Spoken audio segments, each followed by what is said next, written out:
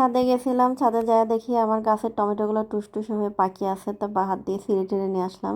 হাঁস বের করে রাখছিলাম, তো বোনরা বললাম যে হাঁসটা একটু পোড়ায় নেয়। আমি হাঁস যখন আনছিল তখন একবারে পুরো খুঁটে খুঁটে বাইসে বাইসে সব পরিষ্কার করে রাখছি, শুধু পুড়াই নিয়ে কাটতে দিছি।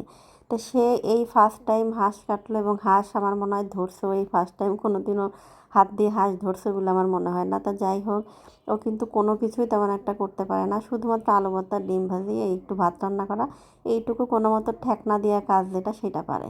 তো এই যে কোনো মতো করে সে হাঁস কাটতে যায়, বলতেছে আমি পারতেছি না। তো আসলে আমার মতো হয় নাই, তারপরেও সে যথেষ্ট চেষ্টা করছে। অনেক কষ্ট করে একটা হাঁস যে সময় ধরে কাটছে, আমি হয়তো 5টা কাটতে পারতাম।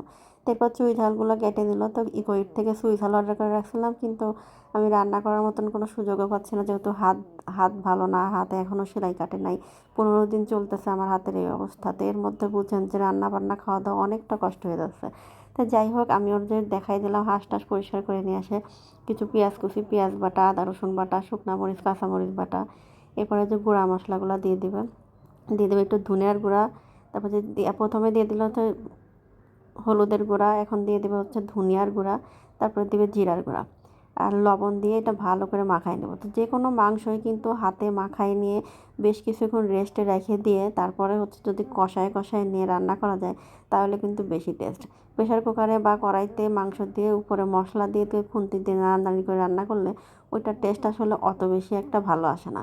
তো যে কোনো জিনিসে আমরা একই মশলা দিয়ে রান্না করার পরও এক একজনের রান্নার টেস্ট এক এক রকম হওয়ার কারণ কি? এই একটাই কারণ, যে যত বেশি মাখামাখি, যত বেশি রান্নার স্টাইলের চেঞ্জের উপর কিন্তু স্বাদটা ভ্যারিয়েশন করে। তা আমি ওরা এটা বলতেছিলাম আর বলতেছিলাম, দেখ শিখাই দিলাম কিন্তু, তো কোন জিনিস কোন পরিমাণে দিতে হয়।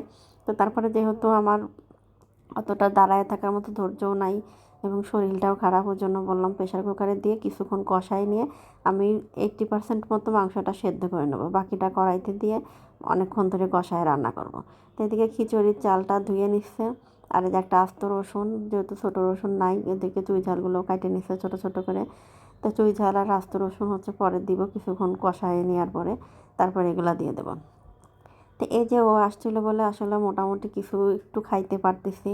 তাও ওই যে একদিন দেখা যায় মাংস রান্না করে, গরুর মাংসের 2 দিন রান্না করা হয়েছে, ডাল, 1 পিস মাংস, এইভাবে করে কোনো মতো খাওয়া হচ্ছে। সত্যিকার অর্থে কি, বিপদের সময় কিন্তু কোনো মানুষকেই কাছে পাওয়া যায় না। অনেক শুভাকাঙ্ক্ষী আপনি জীবনে পাবেন, আপনার সাথে চলার জন্য অনেক মানুষ পাবেন, কিন্তু বিপদে পড়লে তখন একটা মানুষও আপনাকে কখনো খোঁজ দিবে না। একটা বেলা কেউ এসে বলবে না যে রান্নাটা করে দিয়ে যাই, কারণ এই শহরে সবাই ব্যস্ত। সবাই ব্যস্ত, কেউ কারো মানে সময় কারো হয়ে ওঠে না কাউকে সহযোগিতা করার মতো। সেই সত্যি কথা বলতে কি, এই ব্যস্ততম জীবনে আপনি কিন্তু অনেকের জন্যই ব্যস্ততা দেখাবেন, অনেকের জন্য অনেক কিছু করবেন, কিন্তু আপনার বিপদে কখনোই কিন্তু মানুষ পাশে আসবে না, কাছেও আসবে না।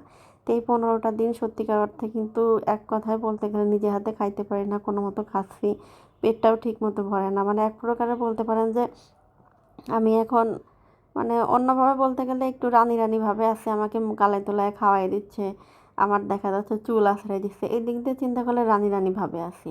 কিন্তু যদি পেট ভরার কথা চিন্তা করেন, দেখা যায় সামনের উপর সব কিছুই মোটামুটি আছে, কিন্তু পেটটা ভরে খাইতে পারতেছি না। মানে কী আর বলবো, কিছু আসলে বলতে পারতেছি না। তো যাই হোক, মাংসটা ভালো করে কষায় প্রেশার কুকারে কিন্তু সিজ দিয়ে নিয়ে তারপরে হচ্ছে কড়াইয়ের মধ্যে দিয়ে কষানো হচ্ছে। এখন কষায় কষায় একটু যে কালো কালো ভুনা ভুনা হয়ে গেছে। তো যাই হোক, আজকে এই ছিল রান্না, খিচুড়ি আর হচ্ছে হাঁসের মাংস। শুক্রবার হলে তো কত রকমের রান্না করি, এখন আর সেটা সম্ভব হচ্ছে না। তো সবাইকে ভালো থাকবেন, আল্লাহ হাফেজ।